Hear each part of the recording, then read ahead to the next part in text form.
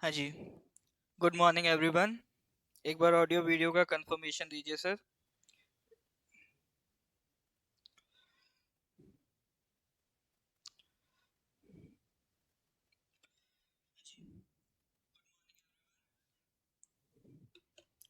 Okay sir. तो I hope आप लोगों का प्रिपरेशन टू द पॉइंट चल रहा होगा। देखिए, परफेक्ट तो नहीं कहूंगा मैं, क्योंकि there is nothing like a perfect preparation. आपको लग रहा होगा कि सर ये टॉपिक रह गया है, वो टॉपिक रह गया है, ये पार्ट छूट गया है, वो पार्ट छूट गया है। टेंशन मत लीजिए, आप दुनिया का कितना भी बड़ा एग्जाम दे दें, सिंसियरिटी से भी प्रिपेयर करेंगे, कितना भी टाइम ले लें, कोई ना कोई चीजें तो ऐसी होंगी जो आपकी रह जाएंगी। इसी का नाम सर कंपटीशन है। जितना रिसोर्सेस आपके पास अवेलेबल है, उसमें बेस्ट आपको करके आना है। दूसरा, यहाँ पर क्या होता है सर, जब आप एग्जाम देने जाएंगे, स्पेशली मैं बात कर रहा हूँ जीके की, क्योंकि जैसे एपीएसएसबी में आपका मैथ्स है, रीजनिंग है, इंग्लिश है। ये सब्जेक्ट्स ऐसे हैं कि आपको क्लासरूम में जो पढ़ा दिया गया वही टॉपिक्स हैं, बस आपको उसमें चैलेंज क्या है, प्रैक्टिस करना है। क्लास सब आते हैं, सब क्लास अटेंड कर रहे हैं, लेकिन वहां कौन एग्जाम में वहां स्कोर करेगा मैथ्स रीजनिंग इंग्लिश में, जिसने आपका प्रैक्टिस अच्छा किया होगा। तो वहां पर जो गेम है वो है प्रैक्टिस का। जीके थोड़ा सा अलग पड़ जाता है। जीके में सर आपका गेम प्रैक्टिस का नहीं है, जीके में आपका गेम है कितना आपके माइंड में फैक्चुअल नॉलेज रखा हुआ है। और वो चीज आती है आपका रेगुलर रिवीजन से, रेगुलर आपका क्वेश्चन प्रैक्टिस से। प्लस साथ ही साथ देखिए, इसमें कुछ क्वेश्चंस ऐसे भी होते हैं जहां पर आपको अपना कॉमन सेंस भी लगाना है। सारे ही क्वेश्चंस आपसे नहीं बनेंगे। लगभग लगभग ऐसे आधे ही क्वेश्चन होते हैं जहां पर आपको एग्जैक्ट आंसर पता होता है कि एग्जैक्टली हमने पढ़ा है। बट वहां पर कुछ क्वेश्चंस में आपको अपना कॉमन सेंस भी यूज करना है, ताकि और बेटर तरीके से आप उसको अटेम्प्ट कर पाए और ज्यादा अपना स्कोर बढ़ा पाए। राइट। चलिए सर, आई होप अब आप लोग ज्वाइन कर चुके हैं या कर रहे हैं धीरे धीरे। तो गिव मी ए थम्स अप अगर ऑडियो वीडियो आपकी क्लियर है, तो हम स्टार्ट करते हैं। तो देखिए, आपकी प्रिपरेशन में थोड़ा सा मैं कंट्रीब्यूट करने के लिए अरुणाचल जीके का सीरीज आपका जो पीवाईक्यू है उसको लेके आया हूँ। तो यहाँ पर सर जो प्रीवियस ईयर में एपीएसएसबी क्वेश्चंस पूछ चुका है, हम उसको डिस्कस कर रहे हैं। कई बार ऐसा होता है कि डायरेक्ट आपको क्वेश्चन ही रिपीट मिल जाएगा, बट हमेशा नहीं होता है और सारे क्वेश्चन रिपीट नहीं होते हैं। तो इसीलिए मैं सिर्फ यहाँ पर आपको क्वेश्चन आंसर बता नहीं रहा हूँ, क्योंकि अगर क्वेश्चन ही आंसर बताने होते हैं तो मैं आपको मैसेज डलवा देता कि भाई टेलीग्राम पे हमारा पीडीएफ है, वो जाके देख लो, हो जाएगा। अपार्ट फ्रॉम क्वेश्चन आंसर, यहाँ पर जो मेन रोल प्ले कर रहे हैं वो उसके आसपास की नॉलेज को इकट्ठा करने में कर रहे हैं, ताकि अगर इस टॉपिक से रिलेटेड कोई क्वेश्चन हुआ है तो उससे आसपास से रिलेटेड अगर कोई क्वेश्चन आपसे पूछे तो वो बनना चाहिए। तो दैट इज माई पर्पस। मेरा मेन रोल क्या है कि आपको हर एक क्वेश्चन का थोड़ा सा साइड एनालिसिस दे सकूं, ताकि उससे रिलेटेड आपका कोई पार्ट आए तो प्रिपेयर हो जाए, आप अटेम्प्ट कर पाए। प्लस दूसरा, ये रिवीजन का भी रोल प्ले करेगा आपकी प्रिपरेशन में। तो give me a thumbs up, तो हम स्टार्ट करते हैं सर। चलिए सर, तो थम्स अप आ चुके हैं, स्टार्ट करते हैं। ये पार्ट 2 है सर वीडियो का। पिछले लेक्चर में मैंने आपको 15 क्वेश्चंस करवा दिए थे, है ना। 15 क्वेश्चंस हमने कर लिए थे। उसके आगे के जो क्वेश्चंस हैं वो मैं आज स्टार्ट कर रहा हूं। तो ये है सर आज का पहला सवाल आपकी स्क्रीन पर, ठीक है। इसको सॉल्व करने पर सर आपको करोड़ रुपए तो नहीं मिलेंगे, हाँ, लेकिन सिलेक्शन मिल सकता है। तो बताइए sir, question number 16 correct answer क्या है? Who was the first speaker of Arunachal assembly? ये क्वेश्चन एक से ज्यादा बार ऑलरेडी आ चुका है, तो इंपॉर्टेंट है। Who was the first speaker, बताइए सर, ऑफ अरुणाचल असेंबली।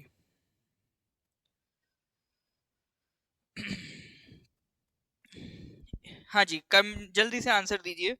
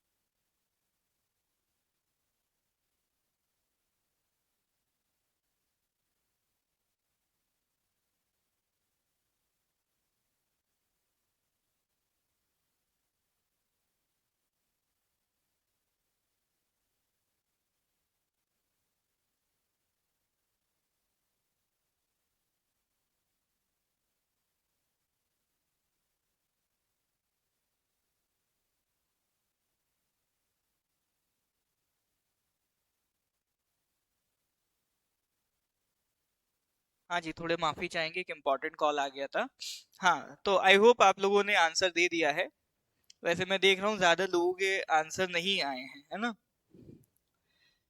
ठीक है, फिर भी जितनों के आए हैं we will appreciate it. Correct answer is Nokmey Namati ji. तो Nokmey Namati ji was elected as the first speaker of Arunachal assembly. देखिए, अरुणाचल असेंबली के रिगार्डिंग मैं लास्ट क्लास में भी जो लास्ट डिस्कशन कराया था तब भी आपसे बात किया था कि सर 1971 का जो नॉर्थ ईस्ट रीऑर्गेनाइजेशन एक्ट है उसके तहत अपना अरुणाचल प्रदेश क्या बनता है, यूनियन टेरिटरी बनता है ना? तो अरुणाचल प्रदेश यूनियन टेरिटरी बनेगा 1972 में। कानून पास हुआ था 1971 में, बट यूटी कब बनेगा अरुणाचल? 1972 में। फिर उसके बाद मैंने आपको बताया था कि 1975 में एक प्रोविजनल लेजिस्लेटिव असेंबली बनेगी। पहले आपका जब नेफा हुआ करता था तो नेफा के टाइम पे एजेंसी काउंसिल होती थी। फिर आपका जब 1972 में अरुणाचल प्रदेश यूटी बना तब प्रदेश काउंसिल थी। फिर उसके बाद जब 1975 में आपको एक प्रोविजनल लेजिस्लेटिव असेंबली बनेगी और 1975 में एक प्रॉपर इलेक्शन के साथ फुल फ्लेजेड लेजिस्लेटिव असेंबली बनती है। तो उसमें जो आपका स्पीकर थे तो दैट वाज नोकमे नमाती जी।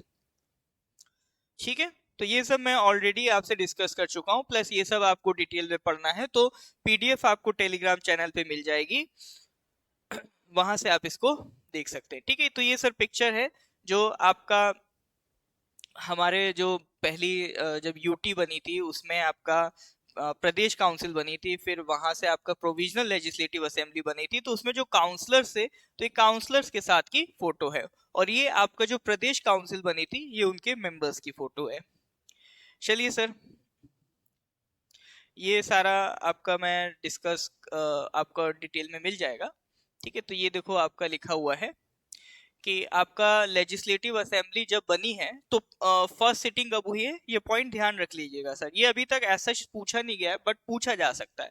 तो अपनी जो अरुणाचल प्रदेश की प्रोविजनल लेजिस्लेटिव असेंबली बनी है, पहली मीटिंग कब हो रही है सर? 18 अगस्त को। ठीक है, डेट याद रखेंगे, 18 अगस्त 1975 पूछ सकता है। तो 18 अगस्त 1975 में ये आपका असेंबली का पहला सेशन हो रहा है, और उसमें Nokmey Namati ji was the speaker and Padi Yubbe was the deputy speaker of that assembly. फिर बाद में जनरल और डायरेक्ट इलेक्शन कब हुए थे? 1978 में। तो इसमें वही सारी बातें लिखी हैं जो मैंने आपको क्रक्स बताया है।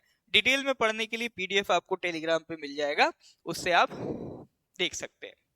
नेक्स्ट क्वेश्चन नंबर 17 है, Dibang river bridge is the dash longest bridge above water in India. बताइए sir, Dibang river bridge is the first longest bridge या सेकंड लॉन्गेस्ट ब्रिज या फिर थर्ड लॉन्गेस्ट ब्रिज या फिर fourth longest bridge above water in India? जल्दी से correct answer बताइए।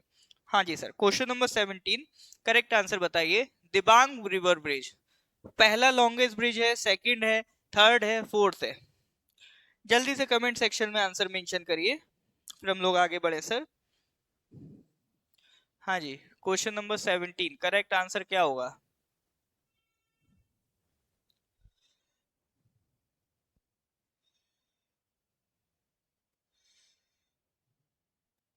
बताइए।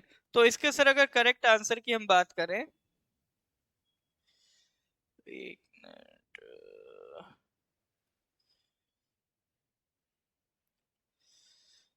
हाँ, क्वेश्चन नंबर 17 करेक्ट आंसर की बात करें तो करेक्ट आंसर इज सेकंड। तो Dibang river bridge is the second longest bridge in Arunachal Pradesh. ठीक है, तो Dibang river bridge is the second longest bridge in Arunachal Pradesh. तो इसका जो लेंथ है वो कितना है सर? 6.2 किलोमीटर लॉन्ग ब्रिज है।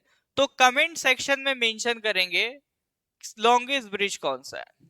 अगर ये सेकंड लॉन्गेस्ट ब्रिज है तो बताइए जरा सा लॉन्गेस्ट ब्रिज कौन सा है। तो Dibang river bridge lower Dibang valley का, अरुणाचल का तो लॉन्गेस्ट है और इंडिया का सेकंड लॉन्गेस्ट है। ठीक है, तो ये अरुणाचल का लॉन्गेस्ट है, इंडिया का सेकंड लॉन्गेस्ट है। तो इंडिया का सेकंड लॉन्गेस्ट ब्रिज जरा मेरे को कमेंट सेक्शन में बताइए। बाकी फिर नेक्स्ट आ जाइए क्वेश्चन नंबर 18 पे। College of horticulture and forestry is situated at which place in Arunachal Pradesh. देखिए अरुणाचल जीके से जो क्वेश्चन आते हैं उसमें एक तो देखो पर्सनालिटी बेस्ड क्वेश्चन भी हो गई कैटेगरी कि कोई इंपॉर्टेंट पर्सनालिटी है अपने अरुणाचल की, उस पे क्वेश्चन पूछ लिया। एक ये जो कैटेगरी है इसमें क्या करते हैं, अरुणाचल की कोई इंपॉर्टेंट लोकेशन है, कोई इंपॉर्टेंट इंस्टीट्यूशन है, कोई इंपॉर्टेंट जगह है, उसके बारे में ये पूछ लेते हैं। ठीक है, तो ये भी एक वैरायटी है आपके क्वेश्चंस का। तो यहां पर से जो क्वेश्चन पूछा गया है that is college of horticulture and forestry, तो ये कहां पर सिचुएटेड है, तो ये है सर आपका पासीघाट में। ठीक है, तो college of horticulture and forestry कहां पर सिचुएटेड है इट इज सिचुएटेड इन पासीघाट। ये मणिपुर में सर एक सेंट्रल एग्रीकल्चर यूनिवर्सिटी है, मणिपुर में एक सेंट्रल एग्रीकल्चर यूनिवर्सिटी है, उसी का पार्ट है ये आपका ये कॉलेज। ठीक है, नेक्स्ट क्वेश्चन नंबर 19 है। क्वेश्चन नंबर 19 क्या है, when did Arunachal Pradesh become full fledged state. देखिए ये क्वेश्चन बहुत आसान है और ये कई बार रिपीट भी होता है। ठीक है, तो इसको लेके तो सर टेंशन नहीं होनी चाहिए, ये तो हम सर बना ही लेंगे। बताइए सर। ठीक है, जिनका अभी तक कोई तुक्का सही नहीं बैठा हो तो वो इसमें संतुष्टि ले सकते हैं ना, इसमें गलत नहीं करना है। ये गलत कर दिया तो सर तैयारी का क्या मतलब है, बताइए सर।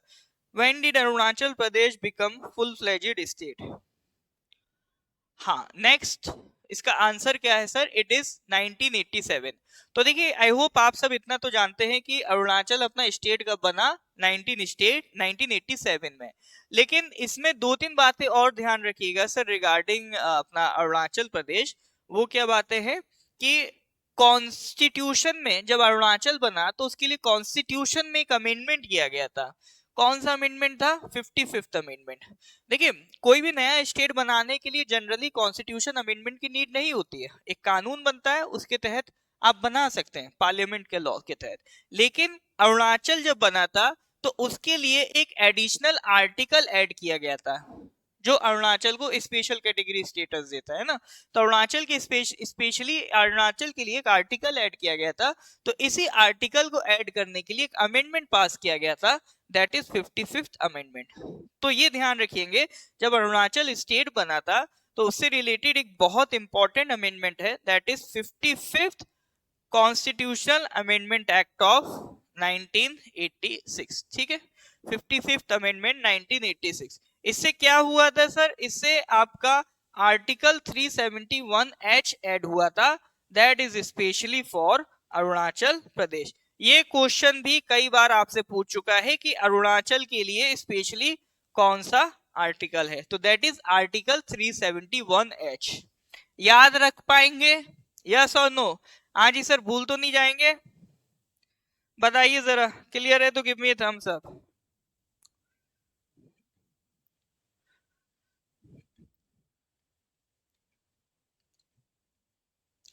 हाँ जी सर, क्लियर है तो give me a thumbs up.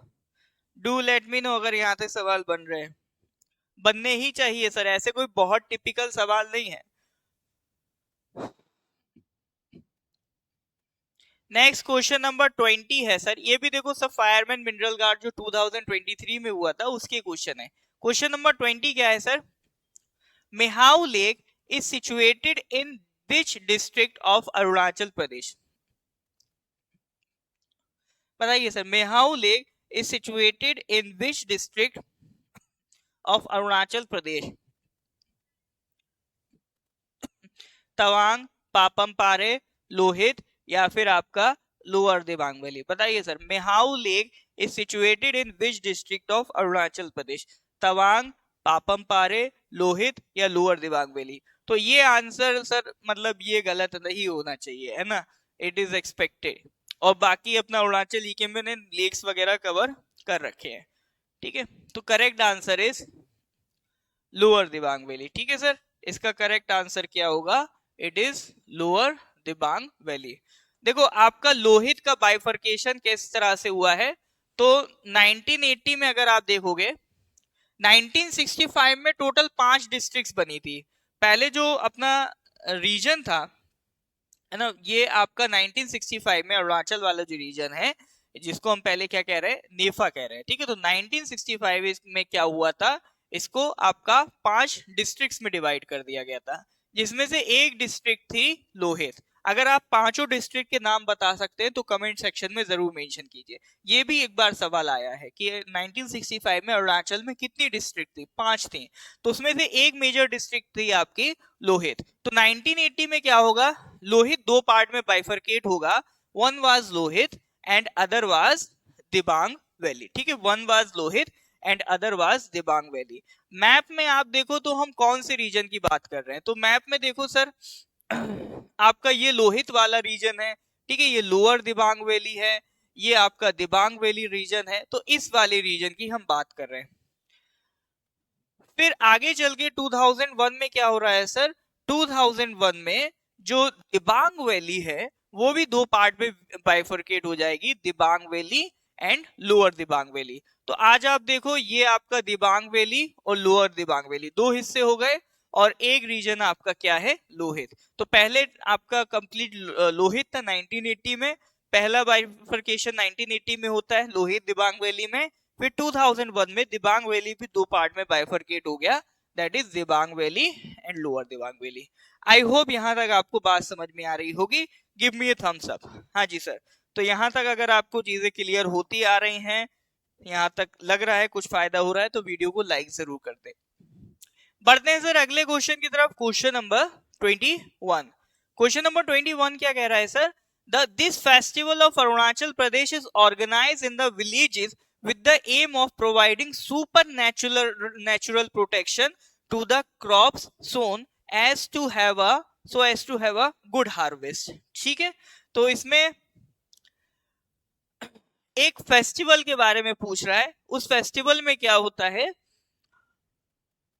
M होता है providing super natural protection to the crops को सुपर नेचुरल प्रोटेक्शन दिया जाता है उस फेस्टिवल में। तो बताइए सर वो कौन सा फेस्टिवल है। देखिए आप अगर थोड़ा सा एनालाइज करें प्रीवियस ईयर क्वेश्चंस अगर एक साथ आप देखते हैं ना, तो एक एनालिसिस माइंड भी आपका चलना चाहिए कि जैसे मैंने देखा कि हाँ इसमें पर्सनैलिटी बेस्ड क्वेश्चंस पूछे जा रहे हैं, लोकेशन बेस्ड क्वेश्चंस पूछे जा रहे हैं। एक ये भी एक वेराइटी है कि जहां पर वो फेस्टिवल के नाम नहीं पूछ रहा है डायरेक्ट, वो भी पूछ लेता है कभी कभी, लेकिन वो तो सर हम लोग जनरली जानते हैं, कर लेते हैं कि हाँ कौन सा फेस्टिवल कौन सा ट्राइब का है। यहाँ पर दूसरा पार्ट क्या आ रहा है, वो थोड़ा सा फेस्टिवल की डिटेल में जा रहा है, यानी इस फेस्टिवल में क्या होता है, इस फेस्टिवल की स्पेशलिटी क्या है, ऐसे भी क्वेश्चन पूछ रहा है। जैसे फॉर एग्जाम्पल लास्ट जो मेरे क्लास करवाया था उसमें आपको बताया था कि द्री फेस्टिवल, अगर आपको याद हो कि द्री फेस्टिवल में जो डांस होता है उसका नाम पूछा था उन्होंने। तो यानी यहाँ पर आप थोड़ा सा अगर एनालाइज करेंगे तो आपको पता चल रहा है वो फेस्टिवल के थोड़ा सा डिटेल में जा रहा है कि इस फेस्टिवल में स्पेसिफिक क्या है, उससे रिलेटेड भी क्वेश्चन पूछ रहा है। ठीक है, तो जो भी फेस्टिवल्स आप पढ़े तो उनकी कुछ कुछ स्पेशलिटीज भी देखते जाए। चलिए सर, इसका करेक्ट आंसर क्या है, question number 21 correct answer is Choikar. ठीक है, question number 21 correct answer is Choikar. तो after the crops are sown, है ना, तो ये कौन सा फेस्टिवल है, चोइकर फेस्टिवल है।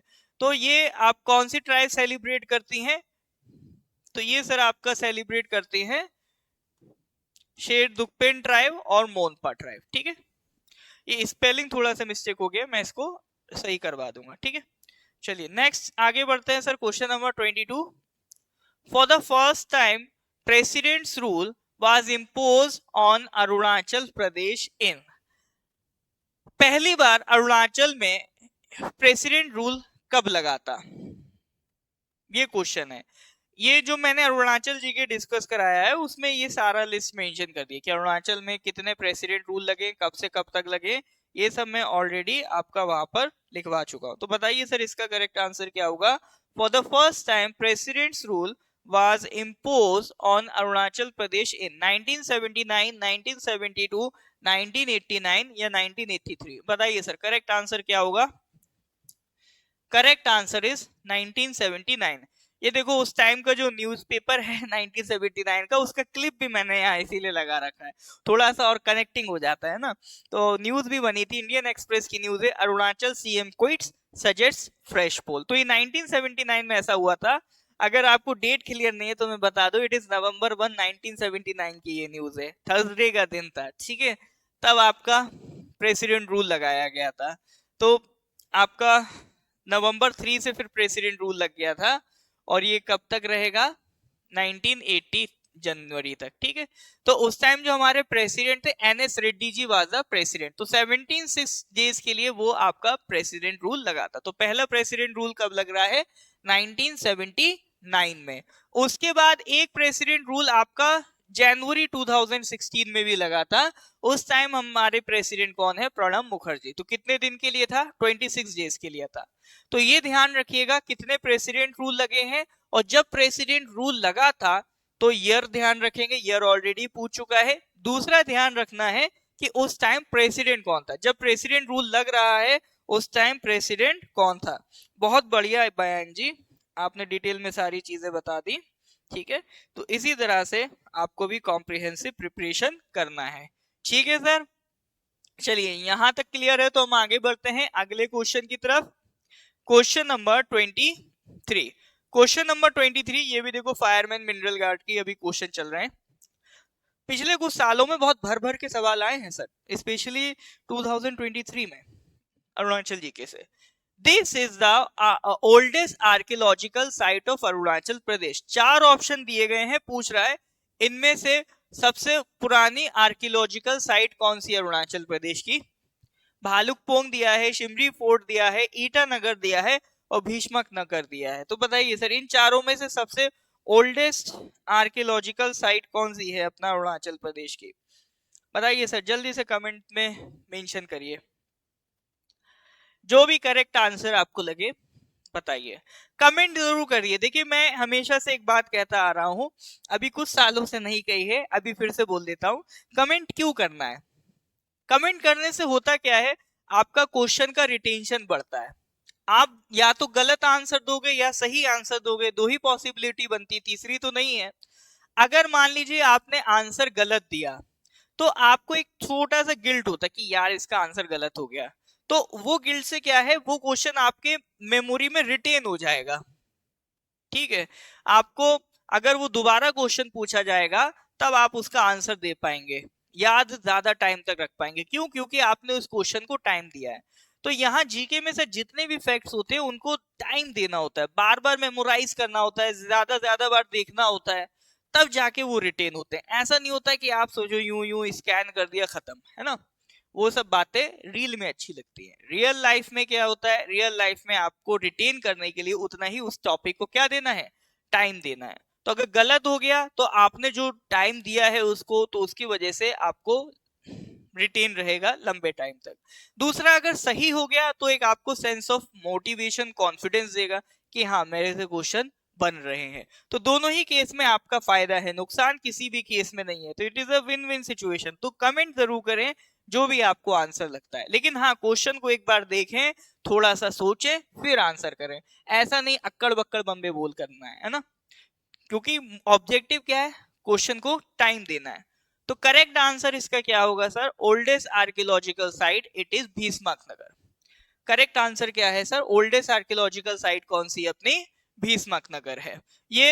It is located near 30 kilometre from the Roing. Roing से ये 30 किलोमीटर आपका दूर है।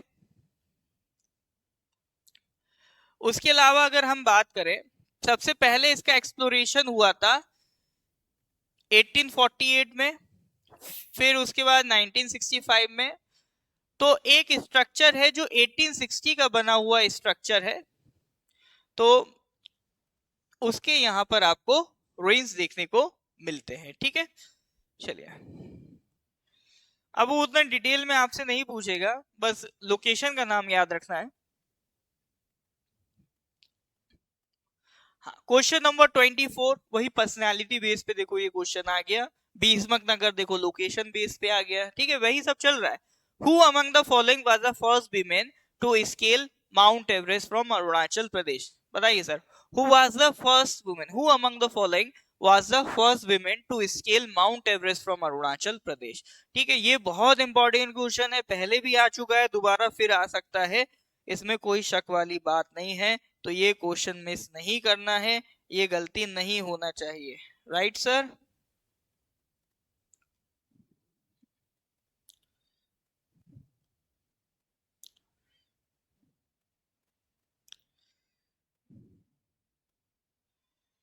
हाँ जी, जल्दी से इसका करेक्ट आंसर बताइए क्या होगा।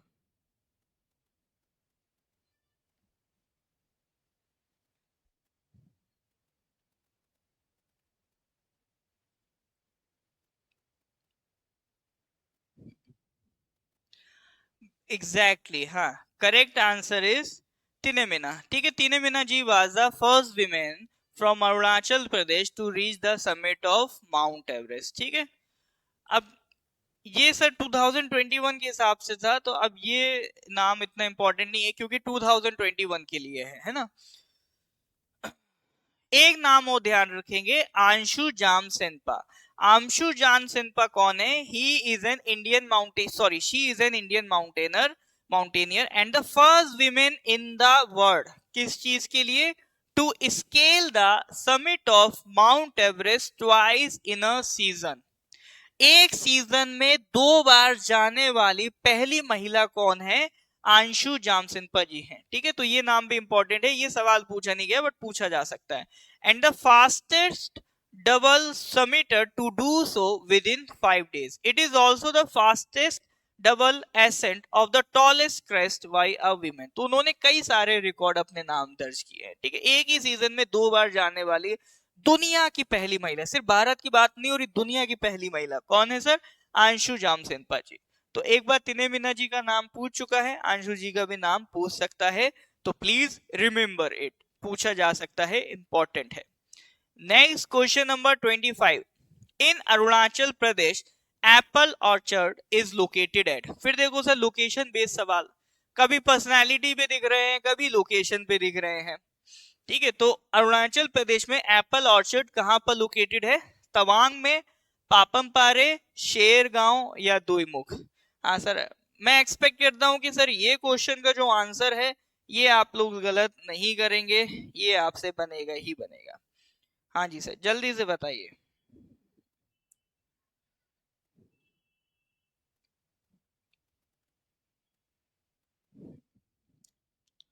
हाँ, ये गलत नहीं होना चाहिए सर, इसका आंसर आना ही चाहिए। एप्पल ऑर्चर्ड कहां पर लोकेटेड है सर? शेरगांव में। ठीक है, शेरगांव में आपका एप्पल ऑर्चर्ड लोकेटेड है। और शेरगांव कहां पर है सर आपका? हाँ जी, शेरगांव कहां पर है?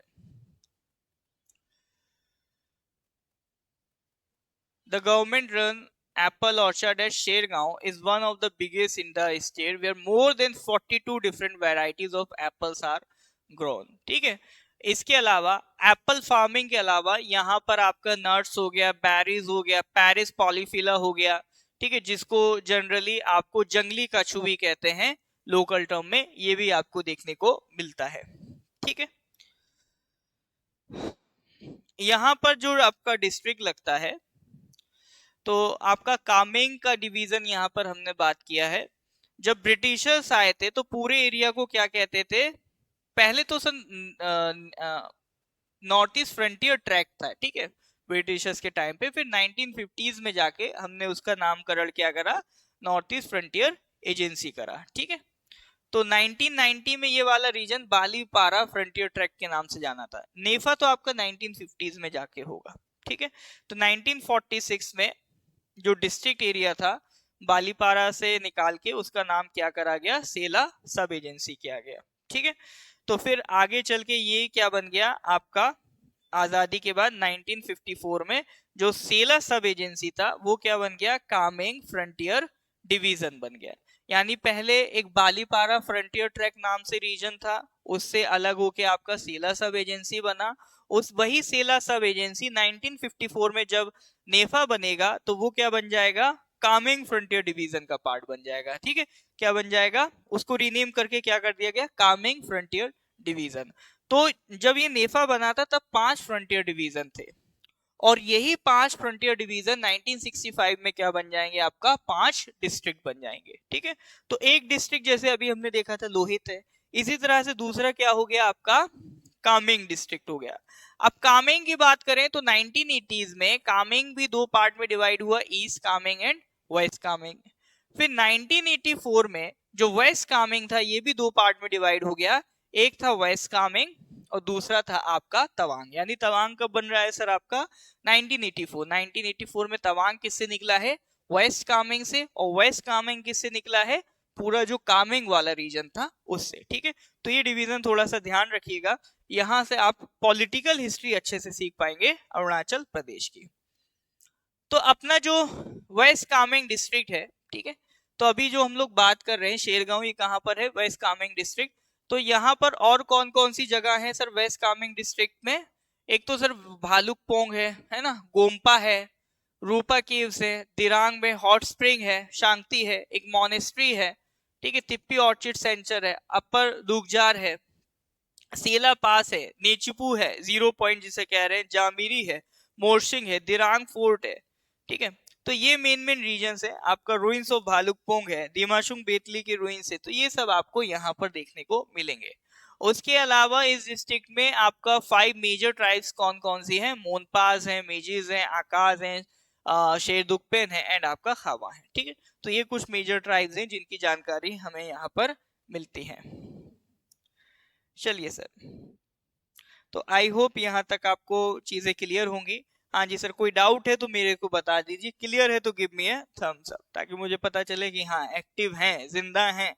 जिंदा हो तो नजर आना भी जरूरी है। ठीक है, next question number 26, which among the following national highway connects Tawang to Pasighat. इनमें से सर कौन सा हाईवे तवांग को पासीघाट से कनेक्ट करता है, जल्दी बताइए। ये भी 2023 में देखो कितने सारे सवाल आए थे। NH115, NH215, NH713 या NH13, बताइए sir, which among the following national highway connects Tawang to Pasighat. इसका सर करेक्ट आंसर क्या होगा।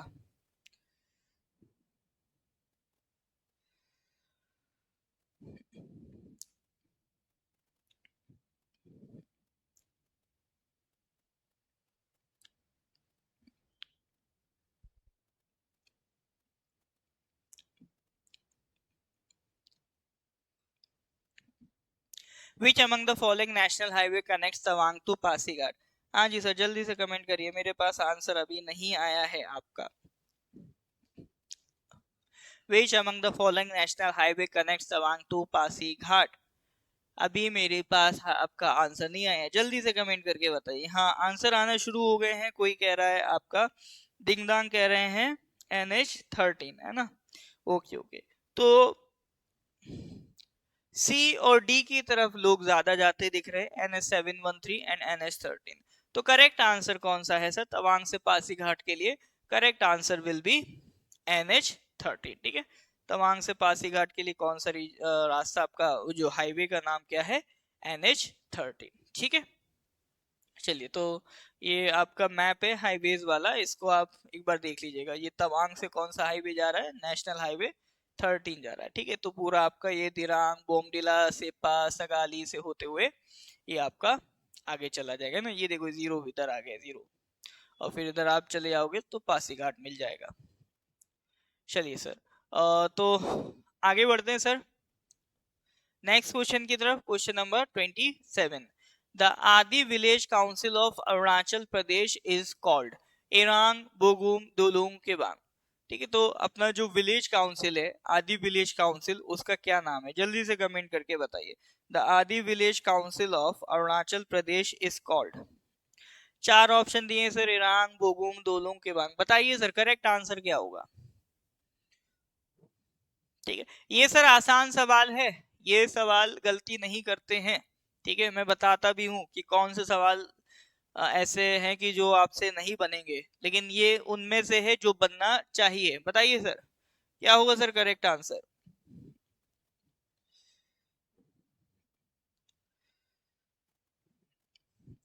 Correct answer is Kebang. ठीक है, तो जो अपना आदि विलेज काउंसिल है उसका नाम क्या है, केवांग है। तो आपका जो इस काउंसिल की अगर हम बात करें, तो वहां पर जो हर एक विलेज है अपना, उसकी अपनी अपनी एक विलेज काउंसिल होती है। विलेज काउंसिल को क्या कहते हैं, केबांग कहते हैं, जो आपका विलेज के एडमिनिस्ट्रेशन को देखते हैं। तो वहां पर जो सर हेडमैन होते हैं, हेडमैन को क्या कहते हैं, गांव बूढ़ा और गम। ठीक है, और उसके अलावा आपका विलेज एल्डर्स भी होते हैं। ठीक है, चलिए next question number 28 Arunachal Pradesh, ठीक है, क्वेश्चन नंबर 28 क्या कह रहा है, Arunachal Pradesh tableau won first prize in the Republic Day parade in this year for depicting yak dance.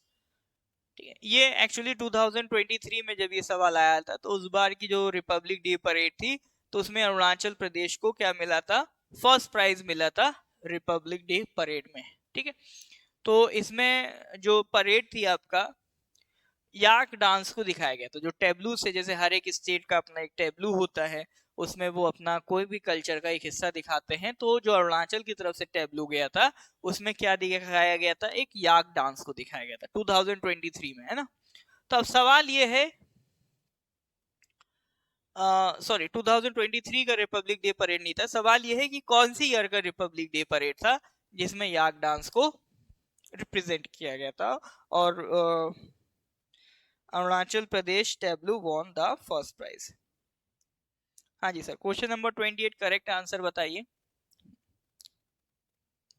Question number 28 का जो करेक्ट आंसर है दैट इज याक डांस। ठीक है, क्वेश्चन नंबर 28 में correct answer, sorry correct answer is 2017। ठीक है, correct answer is 2017। अच्छा, ये याक डांस है आपका, it is a famous pantomime, मतलब ये किससे रिलेटेड है, pantomime of the Mahayana sect of Buddhist tribes of Arunachal Pradesh. ठीक है, तो ये याक डांस किससे रिलेटेड है, महायान सेक्ट ऑफ बुद्धिज्म से रिलेटेड है। तो ये जो डांस है ये कब परफॉर्म किया जाता है, ड्यूरिंग द लोसर फेस्टिवल। ठीक है, ड्यूरिंग द लोसर फेस्टिवल ये आपका क्या कहते हैं, परफॉर्म किया जाता है। तो जो भी महायान बुद्धिस्ट को फॉलो करने वाले ट्राइब्स हैं वहां पर आपको ये याक डांस देखने को मिल जाएगा। क्वेश्चन नंबर 29 पे आ जाइए, dash is the state bird of Arunachal Pradesh, peacock, hornbill, parrot या फिर नन ऑफ द अबव। बताइए sir, dash is the state bird of Arunachal Pradesh, क्या होगा sir correct answer, dash is the which is the state bird of Arunachal Pradesh. इससे आसान सवाल क्या बनाएंगे सर, हाँ जी, इससे आसान सवाल क्या पूछेंगे sir, peacock, hornbill, parrot, none of the above, जल्दी बताइए, इससे आसान सवाल क्या ही बनेगा सर, जल्दी से कमेंट करके बताइए। हाँ, हॉर्नबिल है सर। ठीक है, तो स्टेट एनिमल, ये देखो मैं बता दूं, स्टेट एनिमल मिथुन की जगह याद रखो होलो गिबन। ठीक है, दूसरे कलर से लिखूंगा वरना कंफ्यूज ना हो जाओ। ठीक है, मिथुन की जगह आप क्या लिखो, होलो गिबन। देखो स्टेट एनिमल को लेके थोड़ा सा डिबेट हो जाती है। अगर आप अरुणाचल प्रदेश गवर्नमेंट की वेबसाइट पे जाएंगे तो उसमें क्या लिखा हुआ है, होलो गिबन लिखा हुआ है, तो जो वेबसाइट पे लिखा है हमें उसे करेक्ट मानना है। लेकिन हाँ, जो एग्जाम्स आए हैं जैसे प्रीवियस ईयर आप भी अभी देखोगे और मैंने भी जो देखे हैं उसमें प्रीवियस ईयर में डायरेक्ट क्वेश्चन आया है स्टेट एनिमल में, और ऑप्शन में मिथुन है बट होलो गिबन नहीं है, मिथुन है होलो गिबन नहीं है, तो ऐसे भी क्वेश्चन आए हैं, बट वेबसाइट पे जाएंगे तो होलो गिबन लिखा है। तो इसका सर सॉल्यूशन यही है, अगर ऑप्शन में होलो गिबन है तो होलो गिबन ही लगाइए, क्योंकि गवर्नमेंट की वेबसाइट पे होलो गिबन लिखा है। ठीक है, तो उससे ज्यादा रिलायबल सोर्स तो फिर आपके लिए कुछ बचता नहीं है। दूसरा, अगर मान लो ऑप्शन में होलो गिबन नहीं है तो क्वेश्चन छोड़ना नहीं है, इन दैट केस अगर मिथुन है तो मिथुन को लगा दीजिए। ठीक है, तो इसका मैं यही सॉल्यूशन दे सकता हूं, बाकी ये थोड़ा सा डिबेटेबल हो जाता है। अदरवाइज तो जब गवर्नमेंट की वेबसाइट पे होलो गिबन लिखा है तो हम उसको ही मानेंगे, है ना। चलिए, स्टेट ट्री भी सर आपसे प्रीवियस ईयर्स में पूछ चुका है, कौन है, होलोंग है। ठीक है, स्टेट बर्ड ग्रेट हॉर्नबिल है, स्टेट फ्लावर फॉक्सटेल ऑर्चिड है, और स्टेट बटरफ्लाई आपका क्या है, state butterfly is Kesare head. ठीक है सर, चलिए तो ये हो गया सर आपका क्वेश्चन नंबर 29। क्वेश्चन नंबर 30 पे आ जाओ, dash is a war monument built with stone by the Adis to fight against the Britisher in 1894 AD। तो ये अब सर ये एमटीएस के क्वेश्चन स्टार्ट हो गए हैं 2023 के, तो इसमें से एक वॉर मॉन्यूमेंट की बात कर रहा है जो आदि ट्राइब ने बनाया था स्टोन्स की मदद से ब्रिटिशर्स के अगेंस्ट लड़ने के लिए इन 1894। तो चार ऑप्शन दिए हैं उस मॉन्यूमेंट के, जसवंतगढ़, शागजाम, पांगसो या बोंगल याबगो? बताइए सर इसका करेक्ट आंसर क्या होगा? हाँ जी sir, question number 30 correct answer बताइए।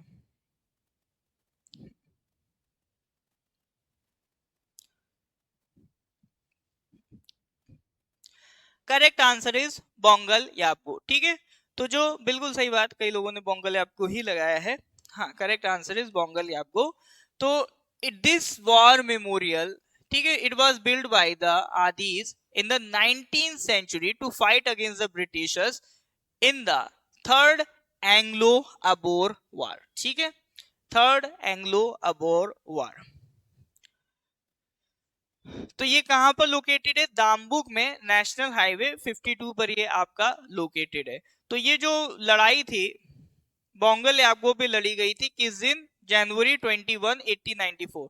तो ये थर्ड एंग्लो वॉर, ठीक है, एंग्लो अबोर वॉर, और ये डेट जनवरी 21 1894 इंपॉर्टेंट है, ध्यान रखिएगा। ठीक है, तो ये ध्यान रखेंगे, इंपॉर्टेंट है सर। ठीक है sir, the memorial honours the Adi martyrs, war heroes, and all those who endured hardships during the war, including women, children, and elderly। ठीक है, तो ये जो आपका मॉन्यूमेंट है, ये मतलब मेमोराइज कराता है कि अपना जो अरुणाचल के लोग हैं उन्होंने कितना एक बड़ा रोल प्ले किया है, जो आदि हैं उन्होंने कितना बड़ा रोल प्ले किया है बाहर के लोगों को यहाँ इन्वेड करने से रोकने के लिए। ठीक है, तो that is your Bongal Yabgo war memorial. Next question पे आता है sir, question number 31। Who was the first recipient of Arunachal Ratna award? हाँ सर, करेक्ट आंसर बताइए।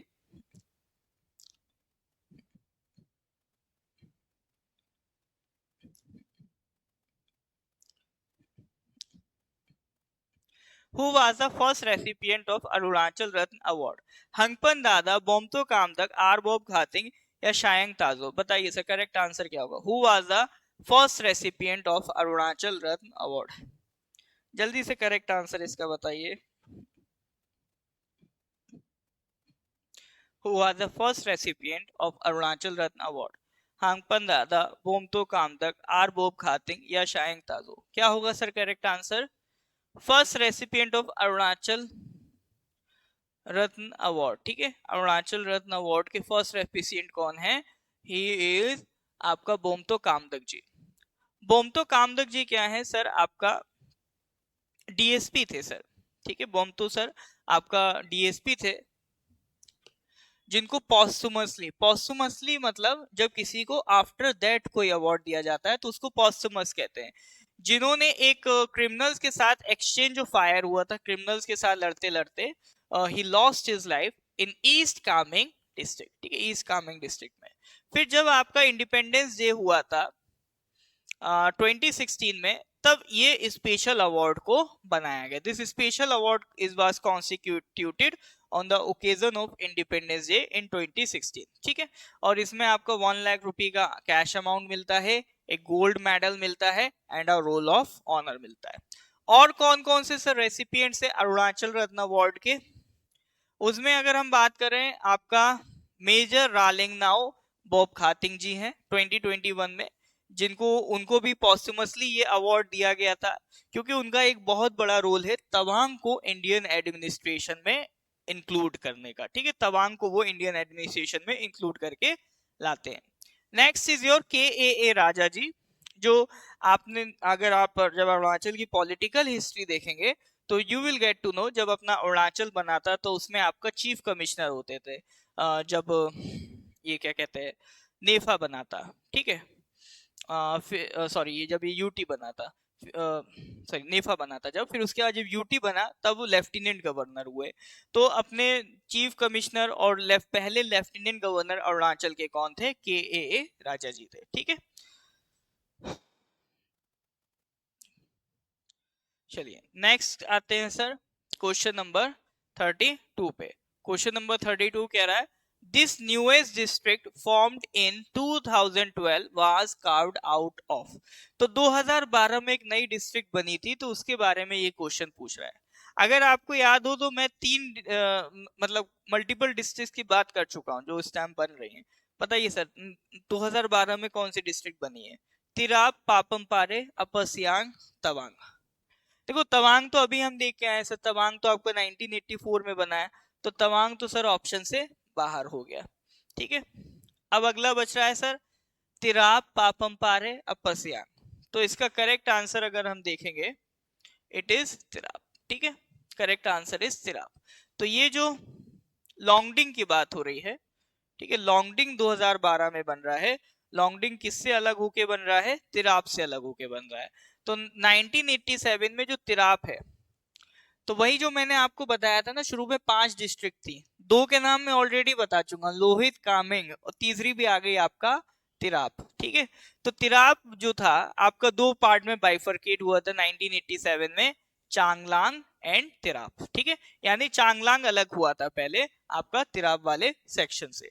फिर आपका जो तिराप वाला जो बचा सेक्शन था, उसमें से फिर एक और डिस्ट्रिक्ट अलग हुआ, दैट वाज लॉन्गडिंग। ठीक है, यानी पहले सिर्फ और सिर्फ क्या था? तिराप था। तो जो चांगलांग और लॉन्गडिंग निकले हैं वो किससे निकले हैं? तिराप से ही निकले हैं। 1987 में पहले उसमें से चांगलांग सेपरेट हो गया, फिर 2012 में आपका लॉन्गडिंग सेपरेट हो गया। ठीक है सर, तो ये correct answer will be Tirap. चलिए नेक्स्ट क्वेश्चन पे आते हैं, question number 33। K A Raja was the first dash of Arunachal Pradesh. पहले सीएम थे, गवर्नर थे, स्पीकर थे, या लेफ्टिनेंट गवर्नर थे? देखिए गवर्नर तो 1987 में बनेंगे, के ए राजा 1970s में एग्जिस्ट कर रहे हैं, सीएम भी नहीं है सर, है ना। पहले स्पीकर मैंने आपको बता ही दिया, पहले गवर्नर तो बहुत लेट हो जाएंगे, जस्ट अभी हम लोग इसको डिस्कस करते आए हैं। तो correct answer is K A Raja was the first lieutenant governor. तो पिछले क्वेश्चन में ही के ए राजा जी के बारे में मैंने बात कर ली थी, वही मैं आपको समझाने जा रहा हूँ सर, समझा रहा हूँ कि एक क्वेश्चन में के ए राजा जी के बारे में ऑलरेडी डिस्कस किया, अगले क्वेश्चन में उन पे सवाल आ गया। तो यही होता है, जो मैं क्वेश्चंस करा रहा हूँ उसके आसपास की जानकारी इसीलिए दे रहा हूँ ताकि ये जो क्वेश्चन आ चुका है इससे रिलेटेड अगर कुछ पूछता है तो आपका बनना चाहिए। तो K A Raja ji was the first lieutenant governor of Arunachal Pradesh. तो जब पहले वो क्या थे सर? आपका चीफ कमिश्नर थे। ठीक है, first chief commissioner of Arunachal Pradesh. फिर उसके बाद जब एलजी की पोस्ट बनी तो he was the first LG. ठीक है, तो ध्यान रखिएगा। नेक्स्ट क्वेश्चन नंबर 34 पे आइए। Arunachal Pradesh became a state from union territory in. देखो वही मैंने कहा ना, स्टेट वाला सवाल आसान है बट फिर भी कई बार डायरेक्ट आके पूछता रहता है। ठीक है, स्टेट वाला सवाल कई बार डायरेक्ट आके पूछता रहता है। जैसे अभी हम लोगों ने डिस्कस किया अरुणाचल स्टेट कब बना, ये ऑलरेडी एक एग्जाम में पूछ चुका है। इसी में थोड़ा सा लैंग्वेज चेंज करके फिर दोबारा पूछ लिया कि अरुणाचल स्टेट कब बनता है। तो अरुणाचल सर आपका स्टेट बनेगा 1987 में। तो वही जो स्टोरी मैं पहले भी आपको बता के आया था कि पहले क्या था सर, 1971 के एक्ट से अरुणाचल क्या बनता है, 1972 में यूटी बनता है। फिर 1975 में सर प्रोविजनल लेजिस्लेटिव असेंबली बनती है और 1987 में अरुणाचल एक फुल फ्लेजेड स्टेट बनता है। डेट भी मेंशन है 20 फरवरी, इसी दिन को हम लोग क्या सेलिब्रेट करते हैं? अरुणाचल प्रदेश में स्टेटहुड डे सेलिब्रेट करते हैं। ठीक है, यहां तक बात समझ में आ रही है? हाँ जी sir, give me a thumbs up. यहां तक अगर चीजें क्लियर हैं give me a thumbs up. एक और क्वेश्चन करेंगे सर आज, question number 35। Nehru Van Udyan is situated at Pasighat, Roing, Bhalukpong या फिर यिंगक्योंग? बताइए सर, नेहरू वन उद्यान कहां पर सिचुएटेड है? पासीघाट, रोइंग, भालुकपोंग और यिंगक्योंग। देखिए जो पूरा पीडीएफ है ये ऑलरेडी आपका जो टेलीग्राम है नॉर्थ ईस्ट पीएससी का, उस पर मैं ऑलरेडी इसको अपलोड कर चुका हूं। ठीक है, तो नेहरू वन उद्यान कहां पर है सर? इसका करेक्ट आंसर देखें, इट इज इन रोइंग। तो वही लोकेशन बेस्ड सवाल सर। ठीक है, नेहरू वन उद्यान कहां पर है सर? आपका रोइंग में। चलिए, तो आज हम लोगों ने यहीं तक रखना है, इसके अभी फिर एक क्लास करके आगे के और हम क्वेश्चंस डिस्कस करेंगे, जितना हो सकेगा उतना हम लोग इसको कंप्लीट करेंगे। ठीक है, मेन पर्पस क्या है, एग्जाम से पहले जितने ज्यादा आपके पीवाईक्यूज हो जाए उतना हमारे लिए बेहतर है, आपके लिए भी बेहतर है। ठीक है सर, तो अभी एग्जाम बिल्कुल नजदीक आ गया है, तो बहुत ज्यादा कुछ नया पढ़ने पे फोकस नहीं करना है। जितना कुछ पढ़ रखा है उसको समेटिए, ठीक है, उसको क्लब करिए। इतना मेक श्योर कर लेना आप, जितना आप पढ़ के जा रहे हैं, जितना आपने पढ़ा है, तो उसमें से अगर सवाल आ जाए तो नहीं छूटना चाहिए। ऐसा ना हो कि नया पढ़ने के चक्कर में जो आपको आता है वो भी आप मिस कर दें। तो जितना अभी तक आप कर चुके हैं, मेक श्योर करिए उसको कंपाइल अप करिए, ताकि उससे कोई भी सवाल का जवाब गलत नहीं होना चाहिए। ठीक है सर। बाकी नॉर्थ ईस्ट पीएससी टीम आपके साथ है, कंटिन्यूस हम लोग अलग अलग सब्जेक्ट्स में पीवाईक्यूज क्लासेस चला रहे हैं, फिर अभी रिवीजन क्लासेस भी स्टार्ट करेंगे। So we have to make sure कि जो 26 अक्टूबर को आपका सीएसएल का एग्जाम है वो आपका अभी तक का सबसे बेहतरीन एग्जाम हो। तो आई होप ये बेस्ट एग्जाम आपका ये जाएगा। So best of luck for the examination. मिलते हैं सर अगले वीडियो में। Thank you very much.